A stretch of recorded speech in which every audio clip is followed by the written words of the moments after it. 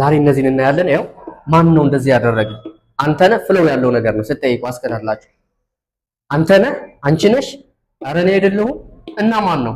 እሱ ነው፣ አንተ ራስህ ነህ፣ እሷ ነች። ማን እንደዚህ እንዳደረገ አላውቅም። በእንግሊዘኛ የመጀመሪያው ማን ነው እንደዚህ ያደረገ ስትሉ who ብላችሁ ማን ነው ስትሉ መጀመሪያ who ነው የምትሉ። ስለዚህ who did this እዚህ ጋር ቨርቡን ትተካላችሁ። ለምሳሌ who broke the glass ማን ነው ብርጭቆን የሰበረ? አንተ ነህ ብላችሁ ስትጠይቁ አንተ ነህ እንደዚህ ያደረገ is that you ነው የምትሉ። is that you አንቺ ነሽ፣ አንተ ነህ እንደማለት ነው።